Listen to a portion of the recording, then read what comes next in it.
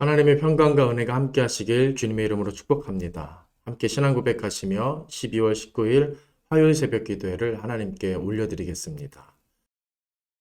나는 전능하신 아버지 하나님 천지의 창조주를 믿습니다. 나는 그의 유일하신 아들 우리 주 예수 그리스도를 믿습니다. 그는 성령으로 잉태되어 동정녀 마리아에게서 나시고 본디오 빌라도에게 고난을 받아 십자가에 못 박혀 죽으시고 장사된 지 사흘 만에 죽은 자 가운데서 다시 살아나셨으며 하늘에 오르시어 전능하신 아버지 하나님 우편에 앉아 계시다가 거기로부터 살아있는 자와 죽은 자를 심판하러 오십니다. 나는 성령을 믿으며 거룩한 공교회와 성도의 교제와 죄를 용서받는 것과 몸의 부활과 영생을 믿습니다. 아멘. 전능하신 아버지 하나님, 이 아침에 주님을 의지하며 주님 말씀으로 하루를 시작하고자 합니다. 주님께 기도하며 주님 의지하며 말씀 바라보며 나아갈 때 우리에게 큰 능력과 은혜를 허락해 주옵소서. 예수님의 이름으로 기도드립니다. 아멘. 하나님 말씀 보시겠습니다. 히브리서 13장 8절에서 16절까지 말씀입니다. 신약성경 히브리서 13장 8절에서 16절까지 말씀 봉독합니다. 예수 그리스도는 어제나 오늘이나 영원토록 동일하시니라. 여러 가지 다른 교훈에 끌리지 말라. 마음은 은혜로서 굳게 함이 아름답고 음식으로서 할 것이 아니니 음식으로 말미암아 행한 자는 유익을 얻지 못하였느니라. 우리에게 제단이 있는데 장막에서 섬기는 자들은 그 제단에서 먹을 권한이 없나니 이는 죄를 위한 짐승의 피는 대제사장이 가지고 성소에 들어가고 그 육체는 영문 밖에서 불사름이라. 그러므로 예수도 자기 피로써 백성을 거룩하게 하려고 성문 밖에서 고난을 받으셨느니라. 그런즉 우리도 그의 치욕을 짊어지고 영문 밖으로 그에게 나아가자. 우리가 여기에는 영구한 도성이 없으므로 장차 올 것을 찾나니 그러므로 우리는 예수로 말미암아 항상 찬송의 제사를 하나님께 드리자. 이는 그 이름을 증언하는 입술의 열매니라. 오직 선을 행함과 서로 나누어 주기를 잊지 말라. 하나님은 이 같은 제사를 기뻐하시느니라. 아멘. 오늘 본문이 있는 히브리서 13장은 히브리서의 마지막 장으로 그리스도인이 어떤 생각을 가지고 어떻게 삶을 살아야 할지에 대해서 말하고 있습니다. 단순히 인간의 삶, 이 세상에서의 삶을 이야기하지 않고 그리스도인의 삶을 말하고 있음을 우리는 주의 깊게 볼 필요가 있습니다. 그래서 히브리서 기자는 8절에서 그리스도가 어떤 분인지를 먼저 말하죠. 이렇게 강조합니다. 예수 그리스도는 어제나 오늘이나 영원토록 동일하시니라. 히브리서 기자는 계속해서 그리스도를 말하고 있었습니다. 그분이 지성소의 문을 활짝 여셔서 이제 우리 모두로 하여금 주께 가까이 나아갈 수 있게 하셨고 그의 자녀로 보다 더 큰 확신을 가지고 살 수 있게 했다. 다시 한번 강조하고 있는 것입니다. 독일의 칼바르트라는 세계적인 신학자는 평신도라는 말을 그리스도인의 대화에서 없애야 한다라고까지 말한 적이 있습니다. 우리는 일반 신도라기보다는 어떤 종교에 귀한 어떤 신자라기보다는 그리스도인이다 라는 것입니다. 질적으로 다른 것입니다. 그 일을 위해 그리스도께서 이 땅에 오셨고 하나님과 함께하는 삶을 사셨고 그분의 뜻대로 십자가 고난을 온전히 받으셨던 것입니다. 그래서 우리를 어떤 종교 지도자를 따르는 일개 평신도가 아니라 그분을 아버지로 섬기며 그리스도를 하나님을 주님으로 아버지로 섬기며 그분을 사랑하는 그리스도인으로서 우리는 스스로를 인식하고 자각해야 한다는 것입니다. 히브리서 기자는 이런 우리의 삶을 다시금 말해주고 있는 것입니다. 세상 속에서 그리스도인임을 잊지 말라는 것입니다. 그분께 온전히 나아갈 수 있음을 언제나 그분이 함께 해주심을 기억해라. 다시 한번 힘주어 말하고 있습니다. 마치 그리스도가 그러셨던 것처럼 우리의 삶이 이처럼 완전히 변화되었다 말하고 싶은 것입니다. 그래서 세상의 어려움, 불편함, 그리고 고난과 같은 것들도 그분과 함께, 그리스도와 함께 또 그분처럼 이겨낼 수 있다 말하고 싶은 것입니다. 이것이 그리스도인의 비교할 수 없는 능력이고 삶임을 저와 여러분 믿으시길 바랍니다. 다시 한번 8절 말씀을 리마인드 하시고 마음에 새기시길 바랍니다. 예수 그리스도는 어제나 오늘이나 영원토록 동일하시니라. 아멘. 그렇게 히브리서 기자는 그리스도라는 이름 하나로 9절에서 또 여러 교훈과 음식과 같은 것에 휘둘리거나 좌지우지되지 말라고 이어서 말하는 것입니다. 그리고 10절에 중요한 말씀이 나오죠. 우리에게 제단이 있는데 장막에서 섬기는 자들은 그 제단에서 먹을 권한이 없나니. 섬기는 자들은 제사장을 가리킵니다. 원래 제사장은 제사 후에 그 제물이 된 고기를 먹을 권한이 있습니다.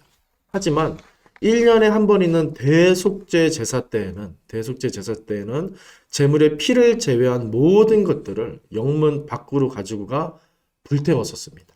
11절은 이것에 대한 설명이기도 합니다.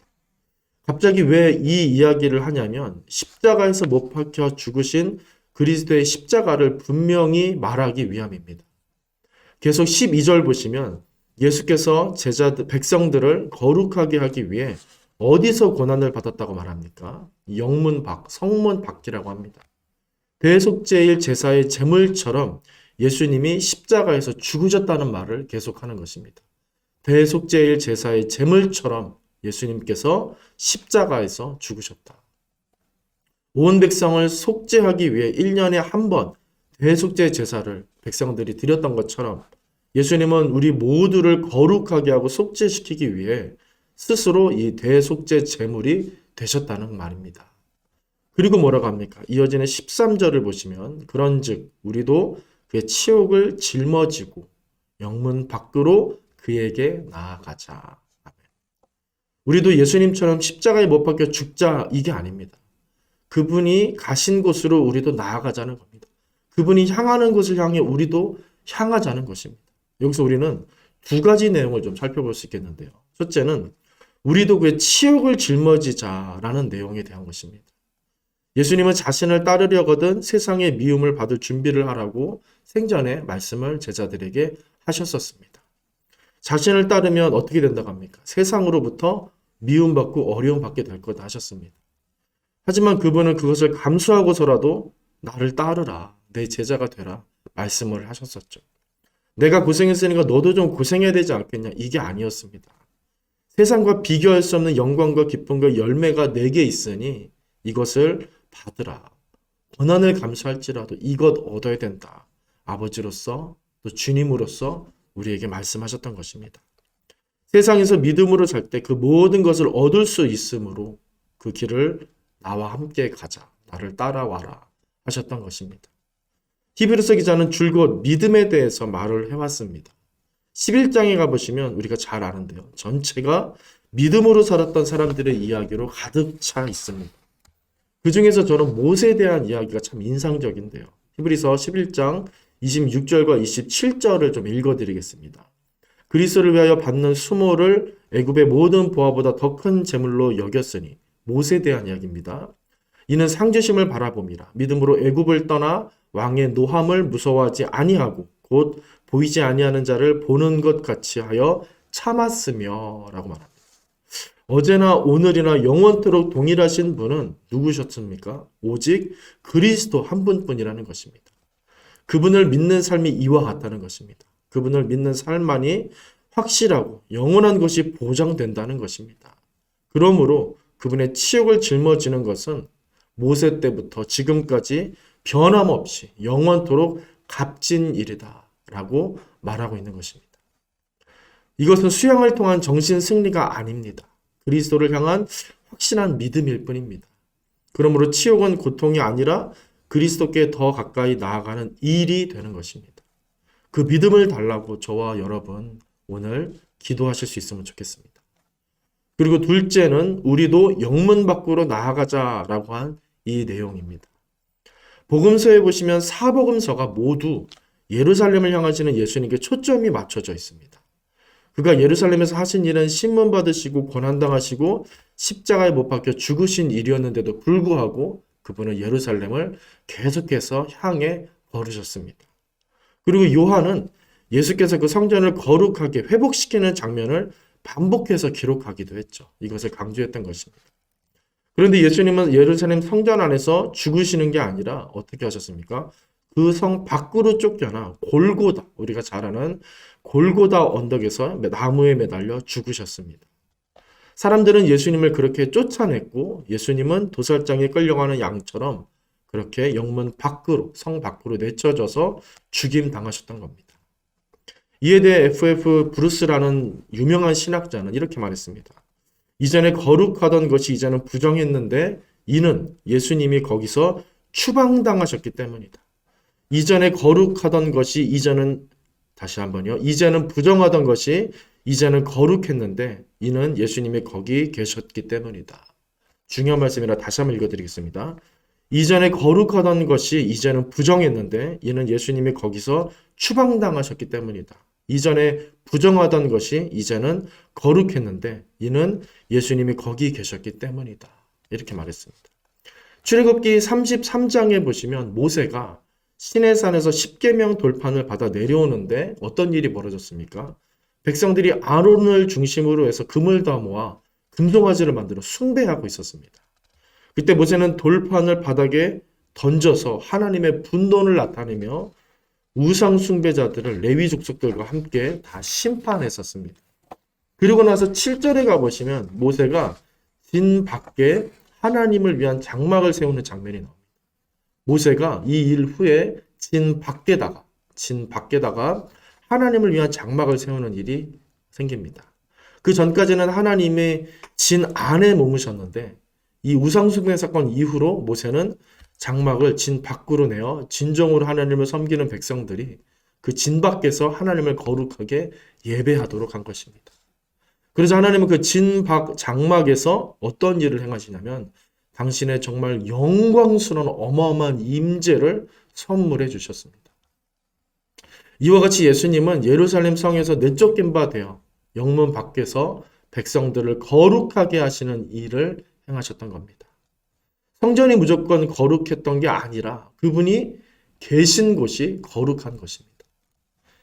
율법주의 유대교를 수호하는 사람들과 그 집단이 구원받고 거룩해지는 게 아니라 그분이 향하시는 곳, 예수님이 머무시는 곳, 그리스도께서 계시는 그곳이 거룩한 곳이고 구원받는 곳이 된다는 것입니다.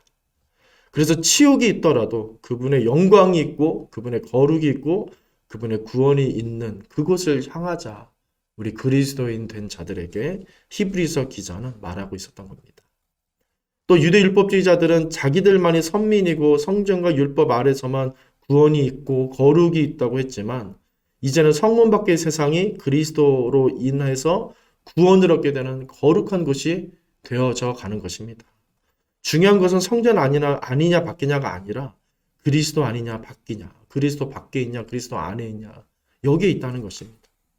전에는 지성소로 들어가야만 했다면 그것 이제는 예수님을 향하여서 이제 주님을 향하여서 우리가 살기만 하면 우리가 모든 세상 속에서 주님을 예배하며 경배할 수 있는 지성소의 삶이 된다는 것입니다. 그래서 우리가 그리스도를 믿는다면 이제 어떻게 해야 됩니까? 세상을 향하여서 나아가야 되는 것입니다. 세상을 사랑하고 이웃을 사랑할 수 있어야 하는 것입니다. 그게 그리스도께서 향하셨던 길이고 우리로 향하라고 말씀하신 그 길인 것입니다. 그래서 그리스도를 믿는다면 교회로부터 교회 문 밖인 세상에 관심을 가져야 하는 것은 필수적인 일이다라는 것입니다. 이제 마지막으로 15절에서 16절 말씀을 읽고 마무리하겠습니다. 그러므로 우리는 예수로 말미암아 항상 찬송의 제사를 하나님께 드리자. 이는 그 이름을 증언하는 입술의 열매니라. 오직 선을 행함과 서로 나눠주기를 잊지 마라. 하나님은 이 같은 제사를 기뻐하시느니라 라고 말씀하십니다. 유대 율법주의자들의 제사와 전혀 다른 제사를 말하고 있죠. 율법을 지켜야 하고 절개를 지켜야 하고 정결례를 행해야 하고 이런 내용이 사라져버리고 우리는 무엇입니까? 예수를 말미암아 이거면 된다는 것입니다. 그분을 의지하고 그분을 따라 우리의 삶 속에서 항상 그분을 찬송하며 그 찬송의 제사를 드리는 것, 사람들에게 선을 행하고 나눠주는 것, 이런 제사를 하나님이 기뻐하신다는 것입니다. 우리가 그리스도인이 되었다는 사실 자체가 이미 우리는 예배자이고 그분이 기뻐하시는 예배를 드리는 삶을 살고 있다는 뜻이 되는 것입니다. 우리는 그런 존재가 되었습니다. 우리 모든 성도님들, 내가 그리스도인이 되었다는 사실에 대해 오늘 더 깊이 있게 기쁨으로 묵상할 수 있게 되시길 바랍니다. 그리스도의 이름의 위대함과 강력함과 크기를 오늘 다시 한번 일상생활 속에서 분주할지라도 묵상하시고 놓치지 않게 되시길 바랍니다. 그 안에 참된 은혜가 있고 진리의 해답이 있음을 기억하시길 바랍니다. 오늘 더욱 그리스도의 이름에 새 힘을 얻으시고 그리스도인됨의 기쁨과 소망을 여러분 기억하시며 그래서 누리시고 경험하며 그렇게 살아가시는 믿음의 하루가 되시기를 주님의 이름으로 간절히 축원드립니다. 기도하겠습니다. 사랑과 은혜의 아버지 하나님, 오늘도 우리를 말씀으로 인도하시니 감사합니다. 다시 한번 그리스도가 어떤 분이신지 그리고 그리스도가 어디를 향하셨는지를 기억하며 나도 주님 따르길 원합니다. 그렇게 사모하는 마음으로 기도하며 그 주님의 가치를 향하여서 나아가는 믿음의 삶을 살게 하옵소서. 종교인의 삶이 아니라 그리스도인의 삶을 살 수 있도록 성령님 우리를 주장해 주시옵소서. 예수님의 이름으로 기도드립니다. 아멘. 하늘에 계신 우리 아버지의 이름을 거룩하게 하시며 아버지의 나라가 오게 하시며 아버지의 뜻이 하늘에서와 같이 땅에서도 이루어지게 하소서. 오늘 우리에게 일용할 양식을 주시고 우리가 우리에게 잘못한 사람을 용서하여 준 것 같이 우리 죄를 용서하여 주시고 우리를 시험에 빠지지 않게 하시고 악에서 구하소서. 나라와 권능과 영광이 영원히 아버지의 것입니다. 아멘.